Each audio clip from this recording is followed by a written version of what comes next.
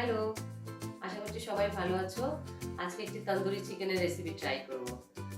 দেখো রেসিপিটি কেমন লাগলো অবশ্যই জানিও। তন্দুরি চিকেন বানানোর জন্য প্রথম কাজ হলো চিকেনকে ম্যারিনেট করে রাখা। তাই জন্য চিকেনের গায়ে একটু স্লিট দিয়ে নেব যাতে মশলা ভালো করে ঢোকে। একটি পাত্রে 2 চামচ জল ঝরানো দই বা হাং কার্ড, 2 চামচ আদা রসুনের পেস্ট, স্বাদ মতো নুন, chaat masala, Kashmiri red chilli powder, kasuri methi এবং 1 চামচ সর্ষের তেল একটু গরম করে পুড়িয়ে নিয়ে ঠান্ডা করে দিয়ে দেব। এতে ফ্লেভারটা খুব ভালো আসে। ভালো করে মিক্স করে নিয়ে চিকেনের গায়ে ভালোভাবে মিশিয়ে 4 ঘন্টার জন্য ম্যারিনেট করে রাখবো। এক্ষেত্রে ওভারনাইট ম্যারিনেট করলে রেজাল্ট আরও ভালো আসে।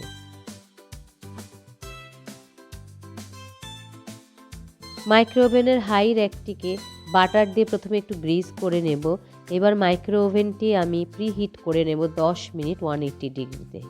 প্রিহিট হয়ে যাওয়ার পর চিকেনের র্যাকটিকে মাইক্রো ওভেনে বসিয়ে কনভেকশন মোডে 20 মিনিটসের জন্য 180 ডিগ্রি সেন্টিগ্রেডে টাইম সেট করে দেব।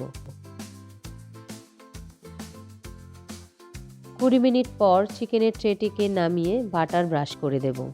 এবার চিকেনের অন্য সাইডটাও বাটার ব্রাশ করে মাইক্রো ওভেনে 20 মিনিটের জন্য সেট করে দেব টাইম।